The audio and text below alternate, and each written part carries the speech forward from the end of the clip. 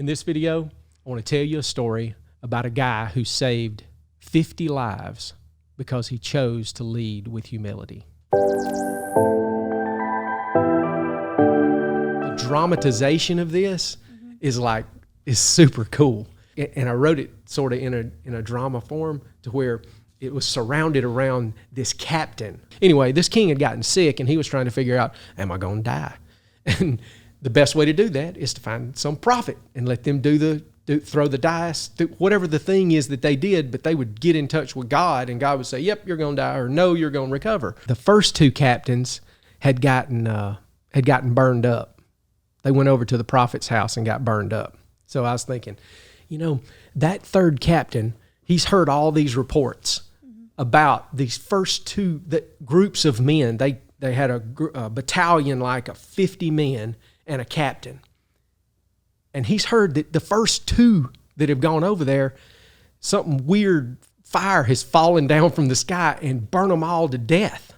So he's like freaking out. He's like, man, what am I going to do? Now then, the king has just commissioned me to take my battalion over there and do the same thing.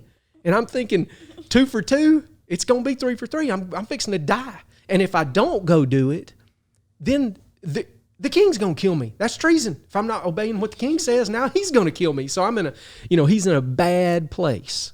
He's in a really bad place. So what he does is on his way over there, he's like, I got to take a different approach.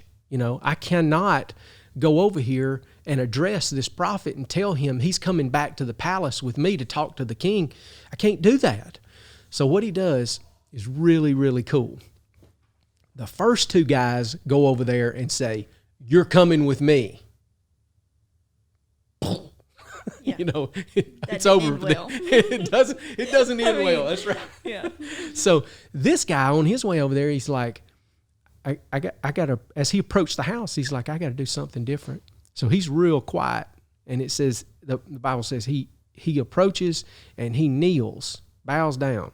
So he takes a knee and says, Mr. Elijah, Mr. Prophet, would you please not kill us, for one? I mean, really, would you please, I think it's like something like honor our lives or just, please don't burn us up. Whatever you're doing to these other guys, please don't do that to us. And then would you mind coming back to the palace, please? And you know what happened? He did both of them. He granted both requests. So he didn't kill them, but then he goes back to the palace with them and does the whole thing. Bottom line, the guy, the first two units get burned up because they're going over there with force. Mm-hmm. The last unit, everything's cool. He does exactly what the king's asked him to do, and Elisha don't call down the fire and burn them up because he went with humility. Because he went with humility. And you look at that, force versus humility. Seldom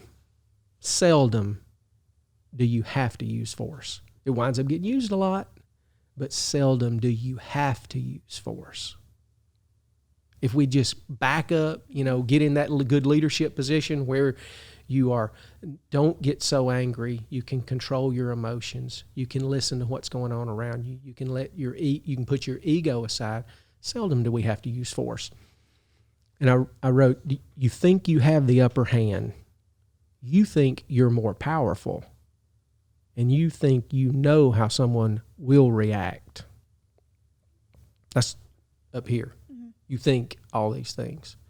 But the bottom line is leading with force reduces the number of possible good outcomes.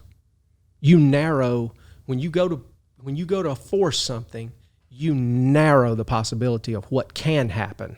You're already engaged in negative, like you're just engaged in it. But leading with humility will limit the casualties.